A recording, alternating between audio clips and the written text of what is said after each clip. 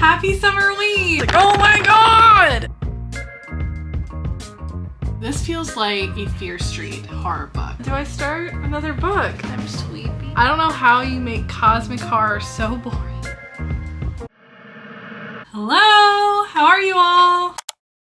Welcome back to my channel. My name is Peyton. Happy Summerween! It's finally time. I've been keeping my eye on this date for most of the year since I started my YouTube channel. It's one of my favorite things to watch over the past couple of years, and I'm excited to participate on my channel. But before I get into what we're going to be reading, I'm going to talk a little bit about what Summerween is. So Summerween is a week-long readathon hosted by Gabby at Gabby Reads. She puts together a prompt list and a bingo board. The reason I really love Summerween, it's just a way to celebrate Halloween and spooky season in the middle of the summer, where most of us, mostly me, hate summer and want fall weather, cozy clothes, fall activities, just a way to celebrate in the middle of the summer. It really brings the reading community together on BookTube. So many people vlog it, and I love seeing what other people are reading. I love seeing other people structure their vlogs. I love it. I'm really excited to be participating. All that being said, I'm going to structure this video a little differently than my past vlogs because I've always wanted to do this, and I think Summerween is the perfect excuse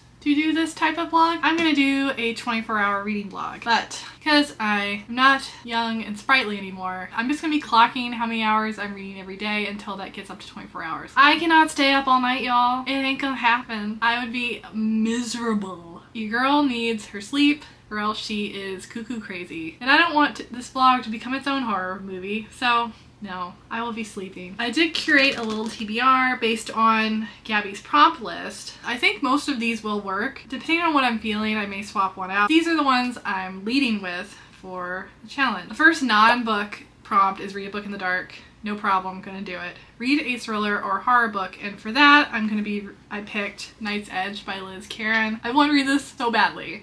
So badly. Books with Brie talk so highly about this and its sequel. I want some vampire horror, so it's Night's Edge. Number 3, read a book with a night sky on the cover. I'm going to be returning to one of my new favorite horror authors, and that is David Sodergren with Night Shoot. It does have a night sky. I'm considering this a night sky because the moon is a skull. I think that's a night sky, and it's called Night Shoot. So, number 4, read a book with 5 words in the title. Horror author that I love. His new release this year, All the Fiends of Hell by Adam Neville. This is on the longer side. This is probably the most ambitious of this whole list, but we're gonna go with it. And then number 5, read a book that takes place in the summer, and I picked The Final Girl Support Group by Grady Hendrix. I have read My Best Friend's Exorcism, and I really, really enjoyed it. That's the only other Grady Hendrix I've read. I heard this one takes place during the summer, so, but if it doesn't, I think it does, but if it doesn't, I do have a backup. Daphne by Josh Malerman. I've wanted to read this for so long. This cover is so cool. I love it so much. I do like Josh Malerman a lot as a writer, and I just want to know about this creepy 7-foot-tall ghost that haunts some high schoolers. And another book that I have, which I'm actually think I'm going to get started with, because I think it's the one I'm the most nervous about, and this one could fall into any of the prompts, and that is I Feed Her to the Beast and the Beast is Me by Jameson Shea. This is a YA horror, and I want to read more YA fantasy and YA horror, and this is giving, it's set in Paris, it's giving like Suspiria vibes, Deal with the Devil in the Catacombs. I think I'm gonna start with this one first because I do have the audiobook from the library. I think I can get through this one pretty quickly. So that's that. There's also a bingo board that looks really fun that you can get bingo 3 ways. Most of them are the prompts, but there's also watch a scary movie, bake a fall inspired treat, listen to a Halloween playlist, read a book outside. I'm definitely gonna be baking. I did get some supplies to bake a fall treat. I'm definitely gonna watch scary movies. I watch horror all year round, so I might rewatch some summer slashers from the 80s because those are some of my favorite. 80s horror is such a special place in my heart. Like Evil Dead. Maybe I'll watch Evil Dead again. I've seen them all so many times. And listen to a Halloween playlist. Yeah, easy. I got this. Yes, this is I'm so excited. This is my TBR, and we'll see if we can get to all these books. That would be great. That'd be really cool if we could. It's already almost 3 o'clock. I started a little bit later than I wanted to because I had some other stuff to do. I'm thinking this might be a longer form video. I think I might do that instead of separate into a few separate vlogs and separate uploads. I might just do one long one. Haven't done that before, so I hope this goes well. But I'm going to be starting with I Feed Her to the Beast. And let's read some scary books. Happy Summerween!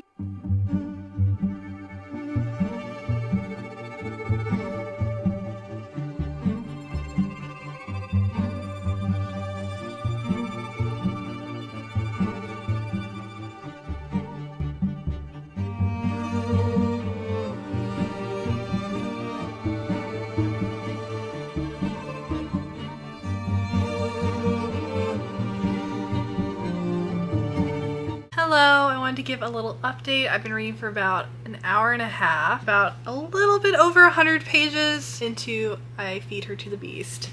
This is very interesting. I'm liking it so far. I'm liking the atmosphere of it. I'm liking the backdrop of the very cutthroat Paris ballet scene and just like the violence inherent in ballet, like the bloodied feet and torn muscles and missing toenails and the cutthroatness of it, hiding razor blades in shoes and making someone trip or mess up. But what this is about, it's set in France. This follows our main character Laure, I think it's Laurence. The narrator, oh my god, is this better? It keeps changing because the light keeps changing. The Laurence. I do recommend the audiobook too. The narrator's doing a very good job with the accent and the different voices. She is the only black ballerina in her program. It's this prestigious ballet school and it's her senior year and she is at the top of her class. She outshines everyone with her talent and her dedication and her drive, but it's still not enough to the board at the school. Even if she has the best marks and auditioned for and got a soloist part, it's still not enough because it's so, like, there's so much blatant racism in this, which is, it's so horrible to read about. With all that being said, the board is still like, she's not enough, or the look of her is too exotic. The look of her is more of a distraction than it is something that will get butts in seats and what people want to see. Like, I think one of the comments was like, they don't want to see... Moose's food bowl went off. One of the comments that were made was they don't want a black ballet dancer in Swan Lake, that she would stand out too much and be too distracting, and that she should just go to America where they have more acceptance of exotic looking dancers or something. It's just, oh my god, you just feel so much for Laure, and like, it's so crushing and heartbreaking. And she's practicing one night and there's another dancer who is a junior, but she's already been chosen to be an apprentice. Like, she shot over everyone else. She's like dancing like solos and has posters all over the city. She notices how hard Laurel's working and how talented she is, and she is like, there's another way to go about this. Don't let them deny you. It's something you can do, but you have to trust me. And this, I'm not spoiling anything because this is literally in the the cover flap of the book. She takes her deep into the Paris catacombs, like miles into the Paris catacombs, which is so cool, where she makes a blood bargain with this unknown deity to be the best and outshine everyone and make it so that no one can ever deny her. And what she asked for is power. I want everything. And that's where we're at right now. She's getting a lot of attention, a lot of positive attention. She finally getting the recognition that she so desperately has wanted and deserved, but she's wondering at what cost. So that's about the point I'm at now. Like I said, I love the atmosphere of it. I really like the main character a lot. The only thing I'm not feeling at the moment is the dialogue between the other characters. I love Laure's internal monologues and being inside her head so much. Like, I really like that part. I think it's written really well. The dialogue between characters is really choppy, not very fluid. It's kind of annoying to read. So I'm trying to get past that, but I'm very interested to keep reading. Also, after she made the deal, she basically gets sucked into this pool of blood, and she's like, she gets spit out and she's just covered in blood. Going back to her apartment, she has this she has this like this tattoo on the inside of her wrist that's this river of blood. I don't know, just little parts like that is just so cool, and I'm so interested in where this is going. So yeah, that's my update for now. I've been reading for about an hour and a half. I'm going to take a break because it's almost dinner time, and I'm gonna make some dinner, hang out, wait for it to get a little darker, and then keep reading. Yeah, I'm really liking this a lot so far, so I'll pick back up in a little bit, see how many hours I can clock in tonight. Hi!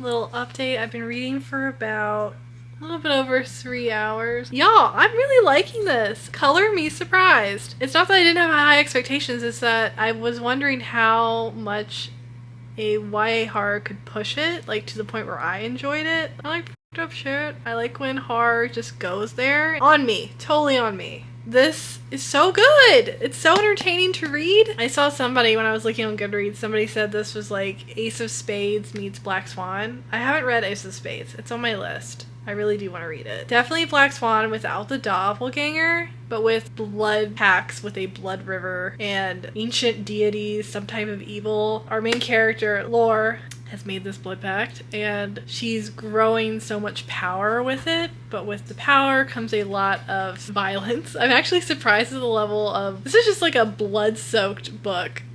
There's so much blood in it. There's so much like dripping blood, making other people's noses and brains bleed. It's a very violent little book. It is horror, but there's also like elements of fantasy in it with otherworldly place under the Paris catacombs called Elysium, where there's this blood river that they interact with, and this found family aspect of it too, which I wasn't expecting. And I like that the main character she's almost becoming villainous because of the power, and I really like that. The way she's thinking of it is that she has all these good intentions. To her, their good intentions is because she just wants to be the best, and she doesn't want anyone to she doesn't want to be denied what she thinks is rightfully hers because of how hard she's worked over the years in the ballet. I like that they're not making her out to be a good person. Like, there's no one in this book that I think is a good person so far. I have like a little bit over 100 pages, 120, 130 pages left. I really like it. I'm probably gonna finish it tonight. I'm having a good old time on the first day of Summerween. Yeah, first starting off with a really good book. I'm having so much fun. Get back to reading and I will talk to you when I'm done.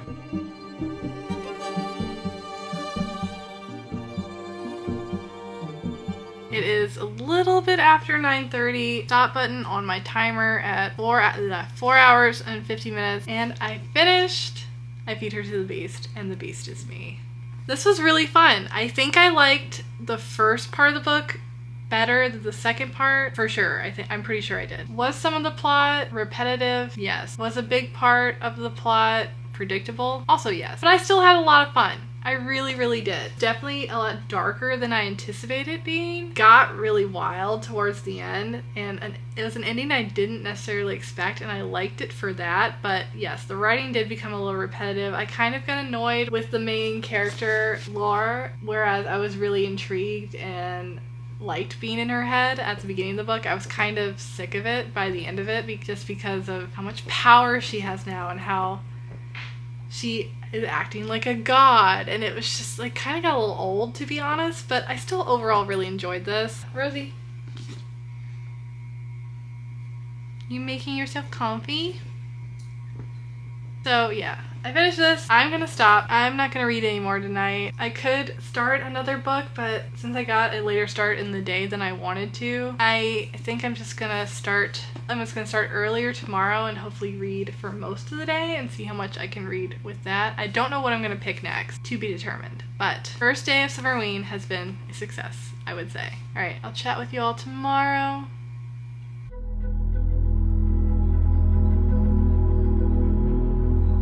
Hi, good morning, early afternoon, because it's almost 1 o'clock. I did want to start a little earlier, but I didn't. I was editing a video that's going up tomorrow about horror books, so I wanted to get that done and ready and set up before I started my reading for the day. I did want to show this off because I just noticed it last night. Inside the dust jacket of I Feed Her to the Beast. This is so... I love this. I just noticed it because the dust jacket slid. I think I would have preferred if this had just been the cover. I think I probably would have been more drawn to this. I mean, this is fine, but I just love how that's so iconic. Oh, I love that. I love that. One book out of the way. I did read this at night, so I guess I can technically check that off of the bingo board. Because I'm going to read all of these. I'm going to read most of these books at night. I'm going to read Into the Night. All the Fiends of Hell would also be the 5 words in the title. I'm a little nervous because this one's the longest one in the stack. Or does it just look like it's the biggest? It's about the same length as I Feed Her to the Beast. Do I do it? I've been wanting to read this for a while, but I was like, it just looks like a bigger book. Post-apocalyptic alien horror, which I can't even remember the last time I read like a sci-fi alien horror. It's been a long time. I wonder if I can find the audiobook too. Then I would just fly through this if I found the audiobook. That's his last book, so that might not even be a problem. And the text is a little smaller, so all right, I'm gonna do it. I'm gonna do this. I'm gonna read this today, and if I finish it in a timely manner, I will read this tonight. Okay, but I'm gonna get some more Kathy. Yesterday I read for about 4 hours and 50 minutes. Not terrible chunk of time into the 24 hours. Yeah, I wanna see how far I can get today. Let's do it. Let's read some Adam Neville. I'll get set up and get comfy. Oh, I'm excited.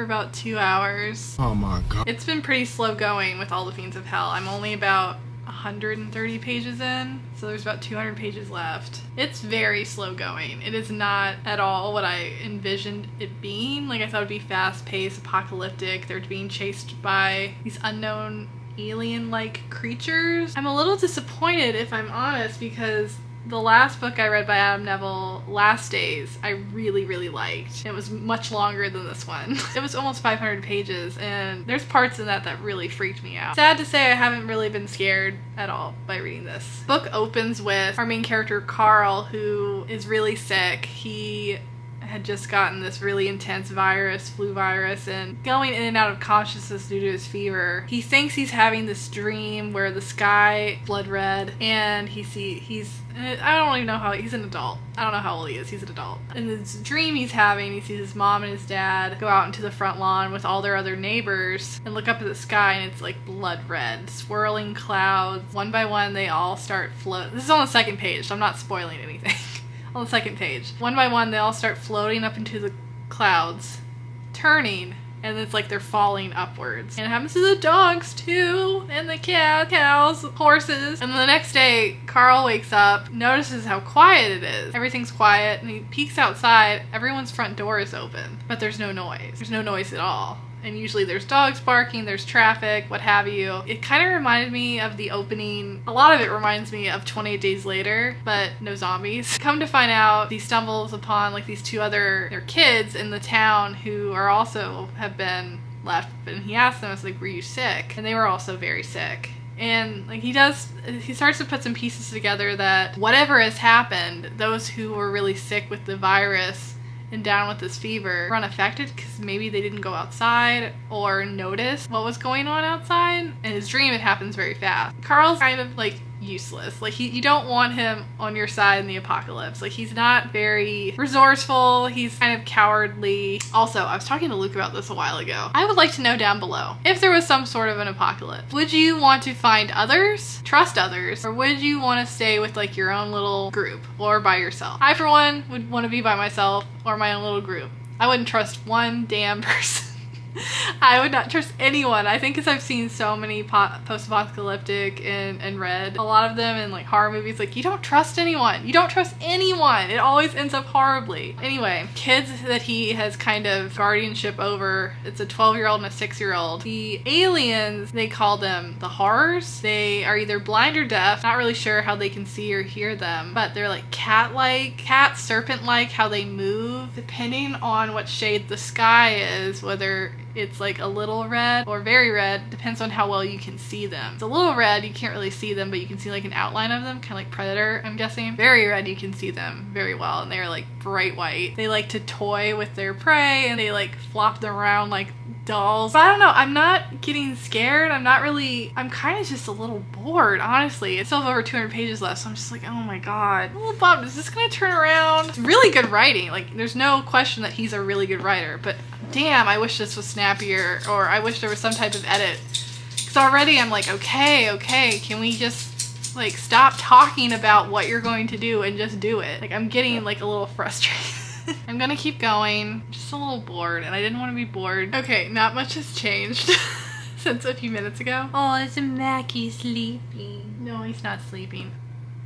I don't know if I'm gonna keep going with this. I did a pre-order for All the Fiends of Hell. Adam Neville did like this limited edition pre-order release. I'm gonna support this. So I hope they corrected it in your editions, but in my edition, so the two kids are named Jake and Haley. They're eating, and then all of a sudden it says, while clearing their plates, Luke and Haley had also stopped bickering. I was like, who the fuck is Luke?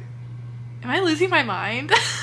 Who's Luke? And then I turn the page and it goes back to Jake, and I'm just like, I know he independently publishes his own work, but I'm just like,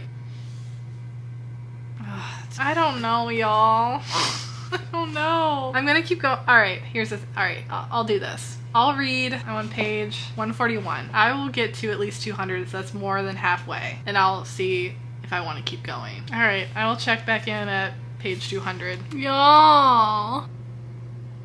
I have 100 pages left of this damn book, and I don't care what happens. I don't care about the outcome. I don't care about any of the characters. I'm so bummed. This is Adam Neville's first non-folk horror. This is his first foray into like cosmic horror. And I wouldn't even call it cosmic, just like sci-fi horror, alien horror, whatever. It could be half the length for sure. It could be punchier. It could be faster moving. It's such a slog. I don't know how you make cosmic horror so boring. And I'm so disappointed because I think Adam Neville is such a talented writer. I think he's such a good horror writer. I hate DNFing books. I don't know about you, but I just don't care. Like, reading is an escape. Reading is for pure, like, I'm such a reader for pleasure. Read to be entertained. And I'm so bored. I'm just gonna do it. I'm gonna DNF. This was a no from me, dog. I have about 3.5 hours today clocked. I'm gonna wait for it to get a little darker. Probably pick up Night Shoot by David Sodergren. David Sodergren lets me down. I've read 3 of his books and I've really liked every single one. I need to turn this reading day around a little bit. I'll see y'all when I pick up my next read.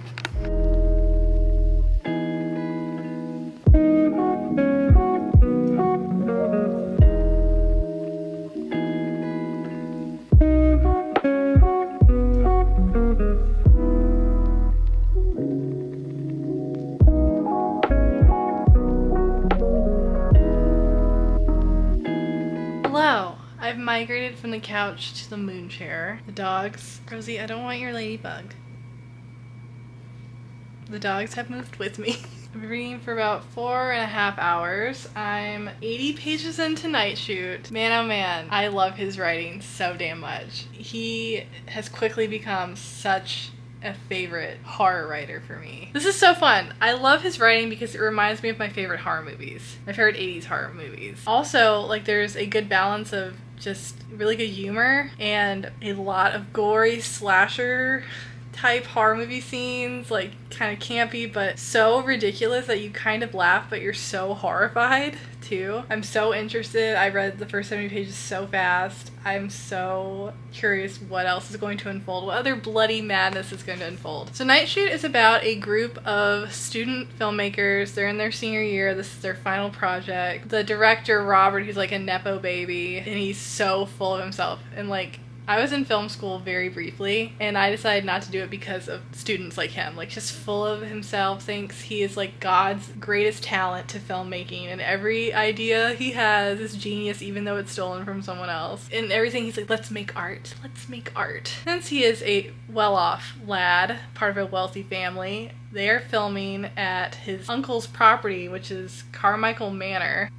on the front cover. They're only allowed to use one of the rooms. It's this massive mansion, like very gothic style. They have to be out by 8 p.m. His uncle like detests him. You need to be out by 8 p.m. Like no questions asked. Like get all your shit, you're out. And they're filming this horror movie called The Haunting of Lacey Carmichael or whatever. It jumps around POVs, but it's following the main perspective you're getting is Elspeth, who is the costume production designer. She doesn't want to be there, but she's kind of stuck there because she's worked on previous projects and like all the senior students have gotten really cliquey and they all just keep making films the same people, so she's kind of stuck. Like Robert's just like boobies, blood, boobies, blood. Robert's uncle is also in the background of the story. Like he's very creepy. Like I kept picturing the tall man from Phantasm.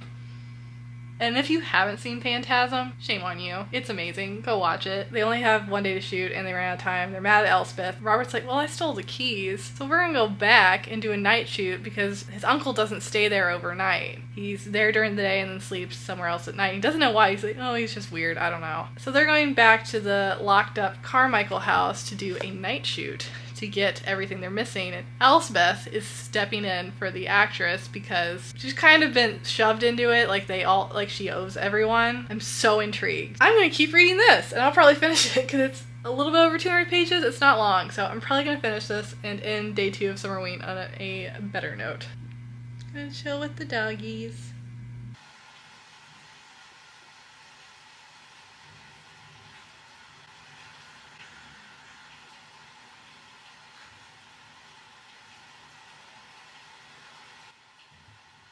Hey y'all, a little update. It's a little bit later. I've been reading for 5 hours and 35 minutes. I have about 40 pages left of night shoot. I thought I was going to finish it tonight, but I'm sleepy.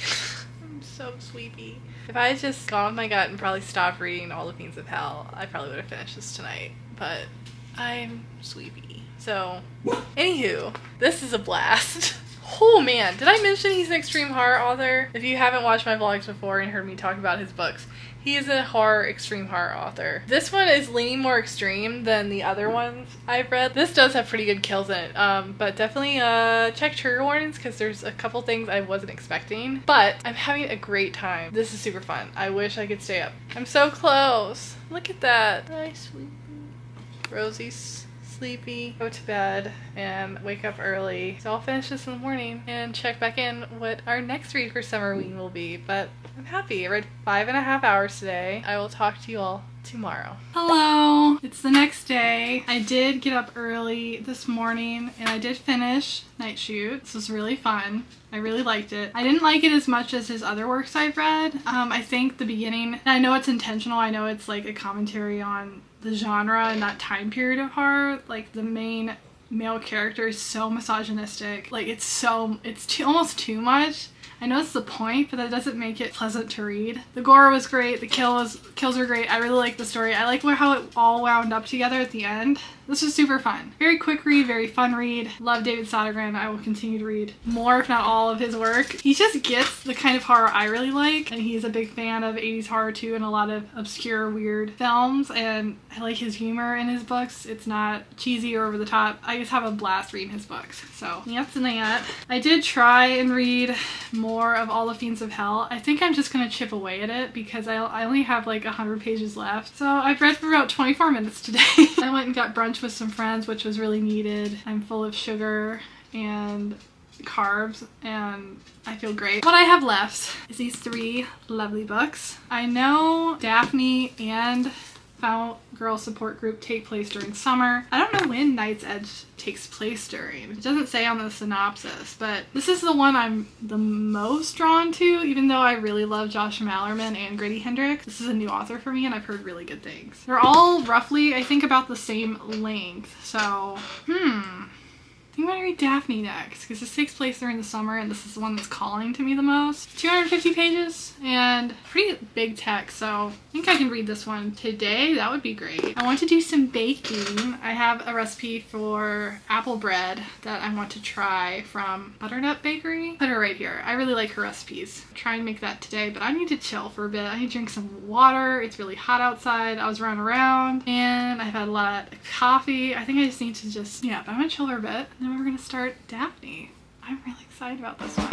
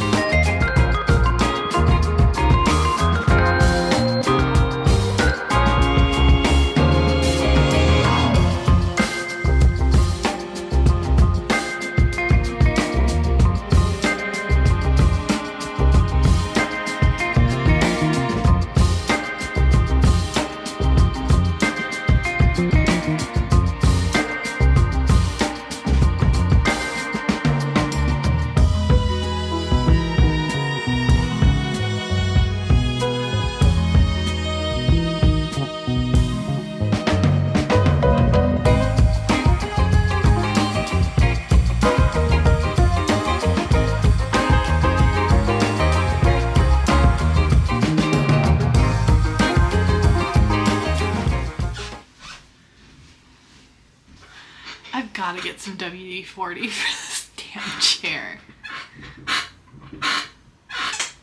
Oh my god, it's terrible. I've been reading Daphne, a little bit over an hour and a half, about 70 pages in. I'm loving this. This is so fun. I forgot how much. I think the only other thing I've read by Josh Malerman was Bird Box, and that was before the movie came out. And when I was reading it, I did the audiobook.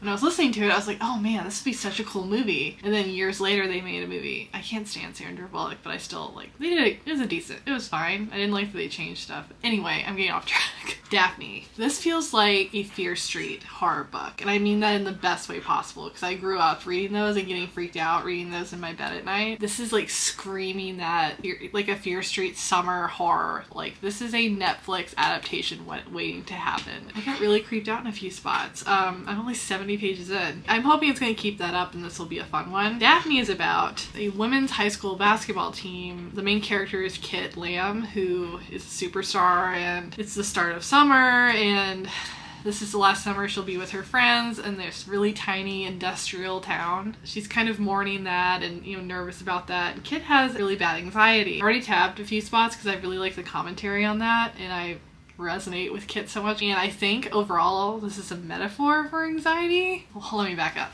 Basketball team, small town. One night before a game, all the players are at someone's house for a sleepover, and one of the players starts talking about this local legend, this local scary story, and no one's heard of it before. They're all like, this is bullshit, you're making this up.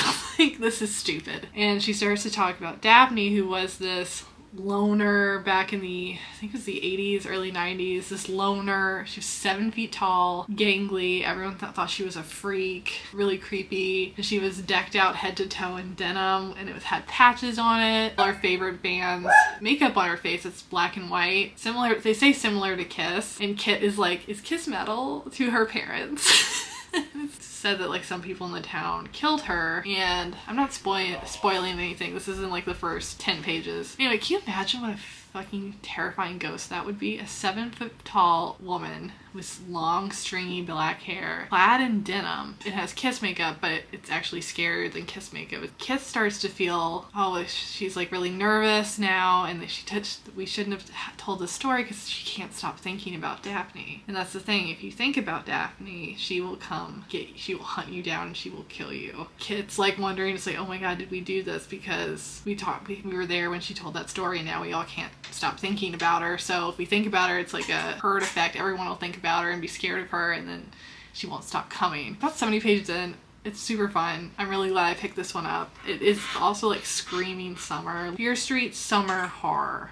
Movie limited series coming to you soon by Netflix, I'm sure. I'm putting that into the universe. I'm trying to manifest that. I'm gonna keep reading. I've only not read that much today. I've only been reading for a little bit over an hour and a half, so might be a little late tonight. We are gonna watch House of the Dragon, so I know that's not horror related, but I don't care. I'm not gonna miss House of the Dragon. But I will check in later when I've made some more progress, or maybe tomorrow.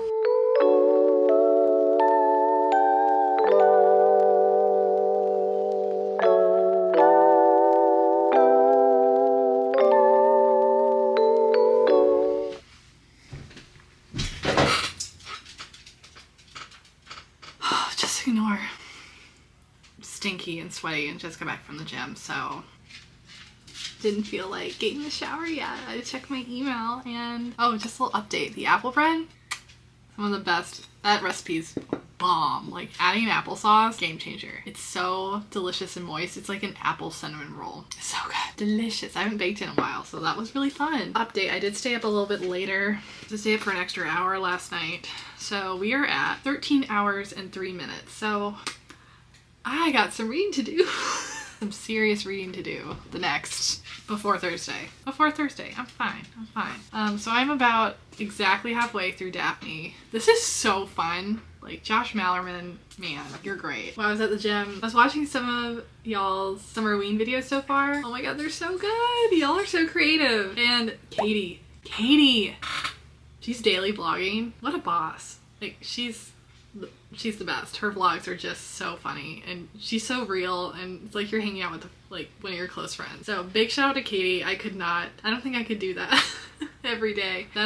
She's such a boss. So I'm about to watch Kayla's, and Gabby's was so cute. Yeah, I love Summerween. This has been so fun. But yeah, I have a significant amount of reading I still need to do, and I have a day job, so it might be a late night tonight to get ahead of some of that. But I'm going to eat my apple bread, take a shower, and then work. Oh, it was such a nice weekend. I don't want to work. I have a Monday 9 to 5, so I need to focus on that for a bit. Then I'm getting my nails done. I always do red. I don't know why I'm pretending I'm not going to do that color. Like, I did this pearlescent white, which was fun, but I think I'm going to go back to my safety colors. I'll check back in later. Hopefully knock out Daphne today. Yeah, I'll check back in later. I hope you are having a wonderful start to your week. Hello. It is much later. It's 9:30. I'm stopping at 3 hours and 49 minutes. I finished Daphne, which I'll talk about in a second, but I also ripped off the biggest, most annoying band-aid ever.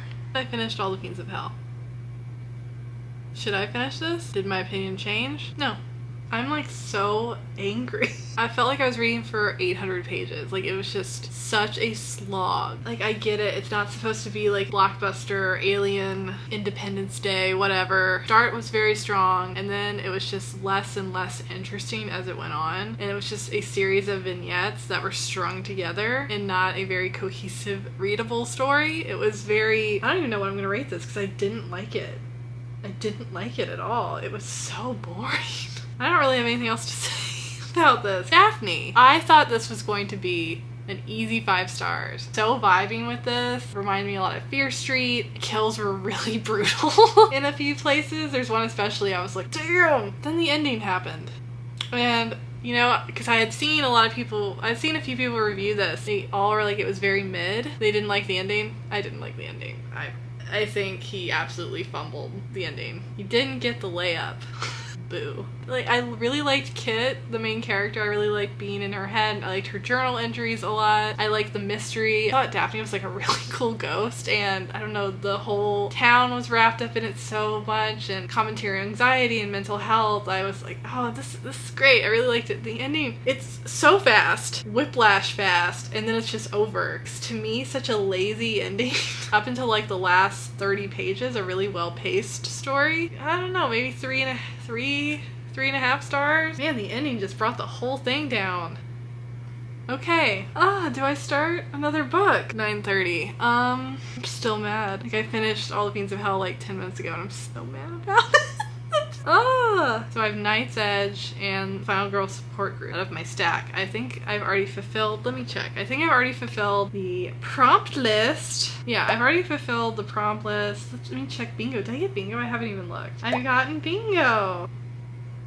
I love getting bingo. So cute. I love the little ghost. Gabby's sister Rachel helps out with the readathon. She does all the merch designs and the artwork. And big props because it's so cute. So much work. Rachel and Gabby are like absolutely killing it. I was just thinking, because it's on the shorter side, it's novella. I do have the T. Kingfisher book, What Feasts at Night, the follow-up to What Moves the Dead. Maybe I'll do that. I'll get ready for bed and read as much as I can in bed before I fall asleep. That's the plan.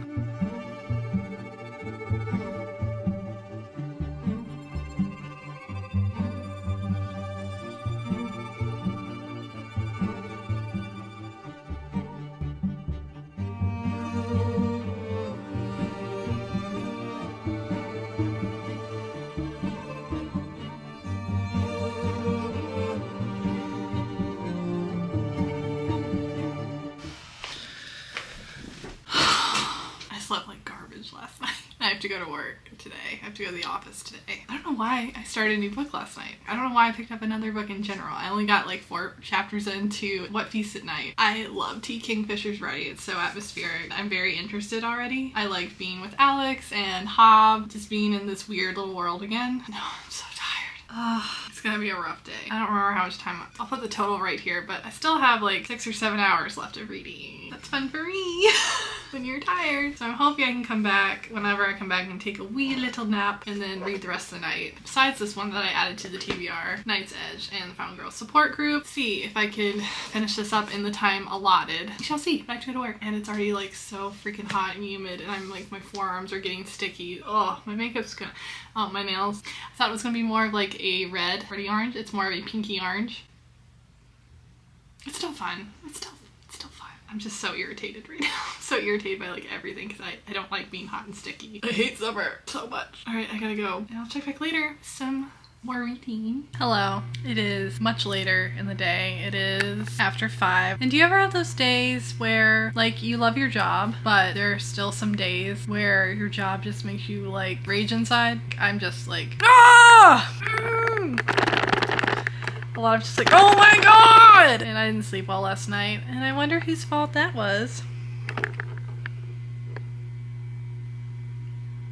It's not entirely all their fault. Luke's in a play right now. They have tech week, so they run the whole show as if they were actually performing it, and so it goes pretty late, so he didn't get home till like 11. And I was just about to fall asleep, and he opens the door, and these 2 dachshunds are like,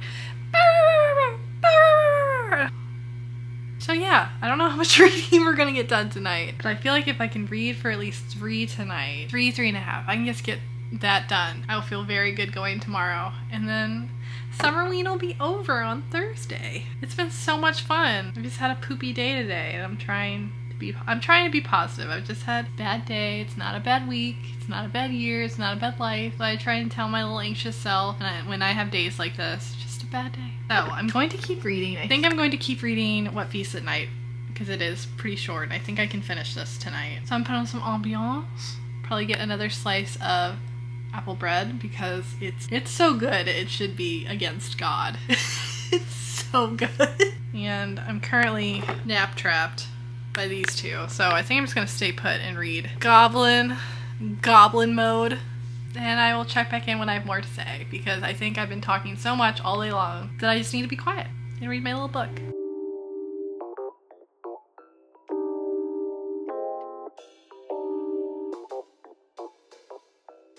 Hello, little update. I just realized I didn't tell you anything about what this book was about, but I finished What Feasts at Night. It was good, but let me tell you a little bit before.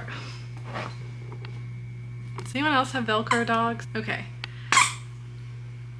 So What Feasts at Night is the second book in the Sworn Soldier series. The first one, What Moves the Dead, pretty much a retelling of the fall of the House of Usher. The main character, Alex Easton, is a sworn soldier, and you don't really know what that is. They don't really go into it that much, but he's just got done with time in the war and is visiting his friends Madeline and Roderick Usher, and I'm not going to spoil all of it, but some stuff happens, some stuff with mushrooms. It's really creepy. It really got under my skin. I don't mean that as a pun. It was really unsettling, and this is a continuation of some of the characters in the first one. Alex, his horse Hob, who's very sassy, his footman Angus, and Miss Potter, who's a mycologist. Alex is going back to his country of Galatia and his home after the events of the first book just to get some rest. He's kind of been gallivanting through Paris. He finds out that the home is in major disrepair. The former caretaker mysteriously passes away, and there's whispers of this entity that is haunting the place, which they called a Moreau, which is a ghost of this woman who sits on your chest while you're sleeping and steals your breath. Forgot the name of the painting, but I'll just put it right here. Like, I remember that painting so well from college when I took art history classes. T. Kingfisher kind of expands on that idea and like weaves it into this folklore with this country and this town and superstitions, and it was a little slow at the beginning. It didn't grab you as much as What Moves the Dead did, but you learn more about Alex, you learn more about their country, you learn more about what they've been suffering with in terms of PTSD from battle and some of the things they saw and witnessed and felt and how that really hasn't been dealt with. I thought it was handled really well, and the ending got really weird, really unsettling and creepy, and there's some body horror, much like What Moves the Dead, not spoiler, but like really great descriptions that T. Kingfisher, I found that T. Kingfisher is really good. Overall, I liked it. I didn't like it as much at What Moves the Dead, but I still really liked it. I don't know if there's going to be more in the Sworn Soldier series or more with Alex. I really like these characters. If anything, if this one had more humor in it than the first one. It was like a lot snide jokes in this one, but I really liked it. I'm glad I read it. It was a quick little read. It's 150 pages and I'm about 100 an hour and 50 minutes, which I just noticed. It's only 8:30, so I'm definitely going to, I'm not tired. I had a little power nap on the couch. It was really nice. And let me show you what Luke, my wonderful husband, did for me. One second, because I've had a crappy day. God bless him, he knows exactly what I need when I've had a crappy day. He got me flowers, and he got me a bunch of different kinds of Reese's. Reese's Thins, Reese's peanut butter sandwiches, Reese's Klondikes. I am such a lucky lady. I swear, if I was in a coma, put one of these within 5 feet of me, I will roll over and wake up like nothing happened. I'm gonna open one, and I think I'm gonna read Night's Edge. I want a vampire horror. That one's calling to me. Still have some hours to get in tonight, so that's what I'm gonna do.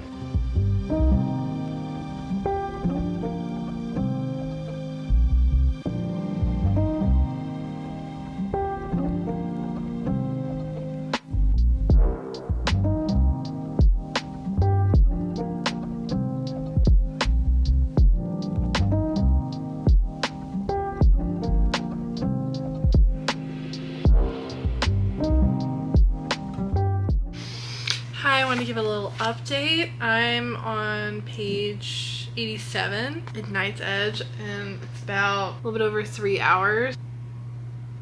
I'm really liking this. I'm worried this book is going to break me. Like, I'm going to be a sobbing mess because of this book. So Night's Edge follows our main character Mia and her mom Izzy, and so far it's going back between the present day and 2010 when Mia was 10 years old. When Mia was 10 years old, there's been this outbreak of something called Zara. So basically you become a vampire. At the time it's very new. They don't really know a lot about it. Mia's mom gets turned by someone named Devin, who acts like the abusive stepdad, mom's boyfriend, like just a really shitty, gross person. So far it's just giving a lot of exposition to how they've been surviving, because if you have been turned, they have these centers that are basically like a death sentence where they put you and basically run experiments on you and you're never allowed to leave. So a lot of people who have been turned have been very quiet. There's a Facebook group that Mia's and her mom are a part of that share a lot of secrets and advice. Don't go to hospitals, don't go to the police. Their relationship is very complicated. It's very difficult. It's almost like the vampire apocalypse part of it is a metaphor for drug addiction and growing up with a drug addicted parent, because it's very similar in how Liz Karen is portraying it. Mia had to grow up very quickly, learn to take care of her mom, keep this secret so they can survive and fly under the radar. Mia doesn't have friends. She goes to school and comes home. She steps up to help her mom feed, where she doesn't have to go out to feed and harm anyone. She draws blood every night for her. They kind of have this unspoken agreement about not having people in their life, because growing up when she was 10, Devin was like really horrible and just wanted her mom all to himself and really toxic, like basically like going out every night like they were trying to get a fix, but killing people for blood. In present day, Mia's 23, doesn't really have friends, never been in a relationship. She has a crush on this girl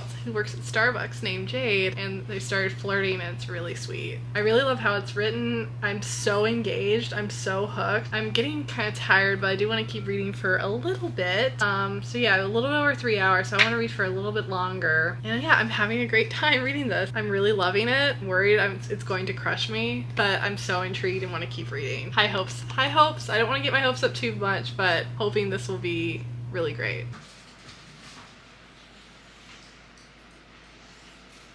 More than that, without spoiling something from early on, that's pretty metal, and I actually really like it to be, and there are two main reasons for that. First of all, I don't really feel like these fans much initially. Obviously, during this book... Hello, friends. It is much later the next day. I just got done with work. Long work day, but luckily I did stay up late reading Night's Edge. I'm about a little bit more than halfway through. This is great. I'm really hoping it keeps its momentum going towards the end, because this is great. Page Turner, I love Mia so much as a main character. I really do. I really feel for her. I empathize with her. It's just so good. So I did stay up reading late last night. I only have about 2.5 hours left. Oh, thank God. Because I'm not sick of reading, but I think I'm sick of having a time to get to every day. Yeah, 2.5 hours, so definitely gonna finish this bad boy. Also, I think instead of just starting the timer, I'm going to do a alarm or a timer to count down from, excuse me, the star of the show wants to make an appearance. Rosie, I don't think can get through 5 seconds without licking something, mainly someone. Oh no, 2 of you? I'm blessed. Yours is here because Luke left.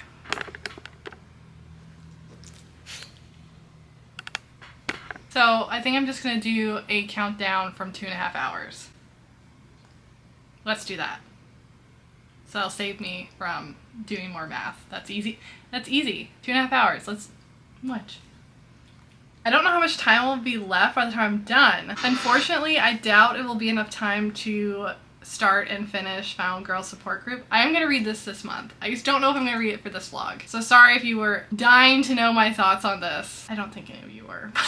But I am going to read it, so if anything, it'll be at my recap at the end of the month. Let's jump back in to Night's Eds, shall we? And finish this up. I'm so excited. All I've wanted to do all day is sit down and read this and finish it. I'm so excited. Let's do it.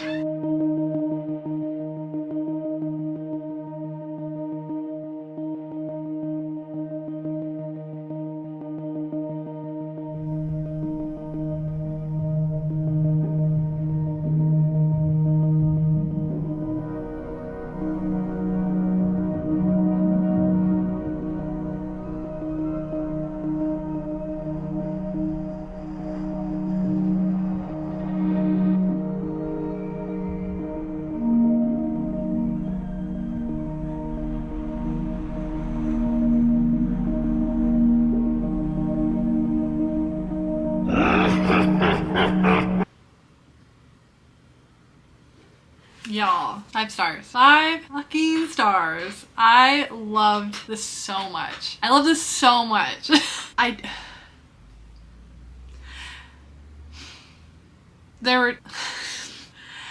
didn't expect a lot of the ending. Parts of the ending really surprised me, and in a good way. I couldn't predict this book at all, and I loved that about it. Oh my god, like, I don't even know what to say. I think I need to noodle on this a little bit, but this is definitely a new 5-star, a new favorite. I can't wait to read the sequel to this, First Light. About my reading time, I finished the book with exactly, gonna focus, 23 minutes. What book can you finish in 23 minutes, Peyton? None.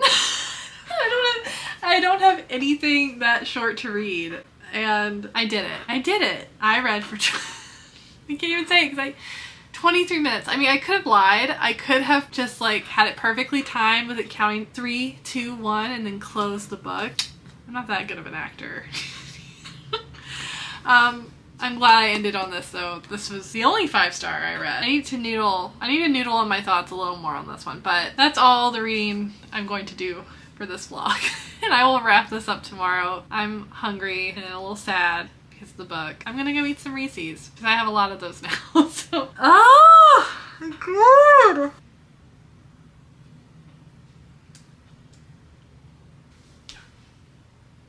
Okay, I will talk to y'all tomorrow.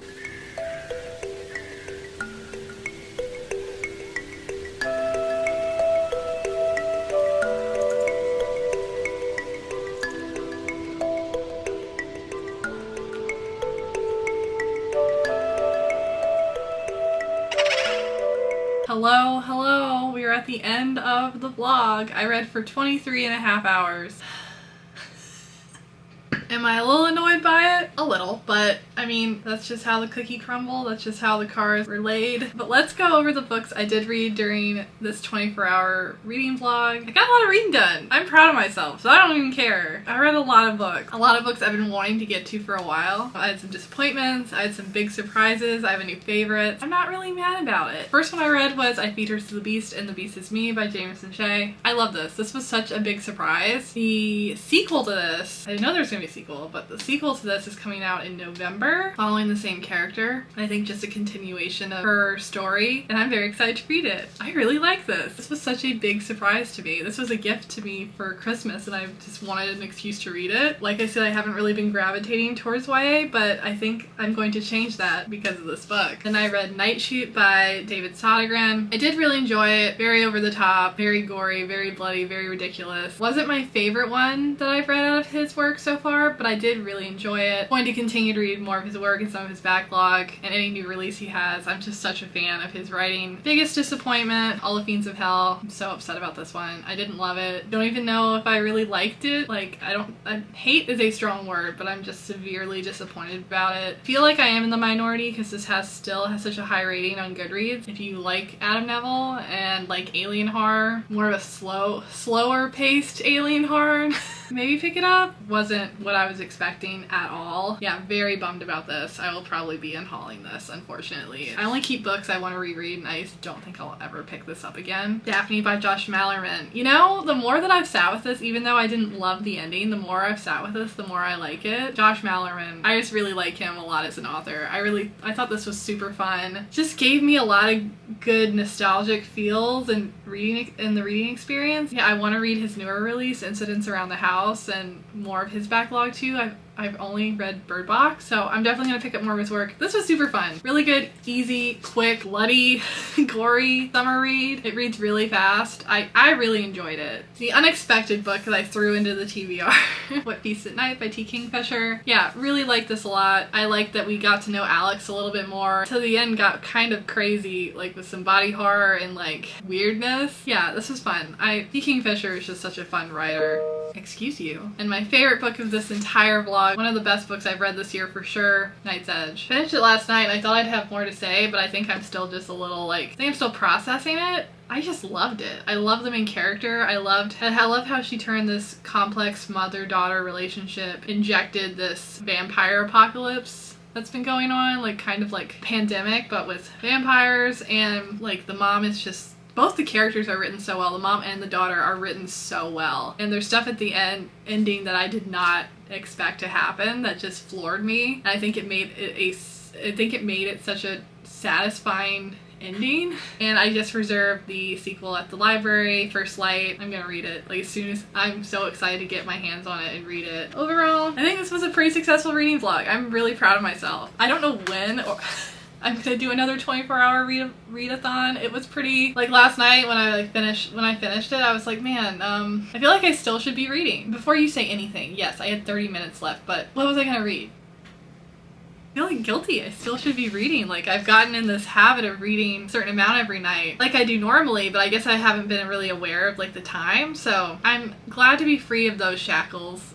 I will say. I'll probably do another one again, whether or not it's horror related, I don't know. I cannot see myself reading extreme horror for 24 hours. I honestly think I'll crack. Summerween has been a blast. I've really enjoyed watching people's vlogs as they start coming out. I'm gonna have this one up by this coming Sunday. It's the end of Summerween. It's Thursday. Yeah, it's the end of Summerween. My first one. Thank you so much, Gabby, for making this readathon, for creating it, and your sister Rachel for all the artwork. I'm so happy I did it. I'm so happy that I'm part of this community. Checking off this prompt list, doing fun things. It's been a blast. It's gonna go up on Sunday. I don't know if I'm gonna have another vlog the following week. I think I might take a little time. Yeah, honestly, I've been a little uninspired by vlogging. That's why I haven't put out a vlog type video in a while. I just haven't been that inspired, but I'm so glad that doing this got me out of that. But I don't know what I'm gonna do next. I have some ideas for August, but I think I'm gonna take a week off unless something else strikes me to do. But yes, I will see you all soon. Thank you so much for clicking. Thank you so much for watching, and I'll have a new video for you soon. Bye! Happy Summerween!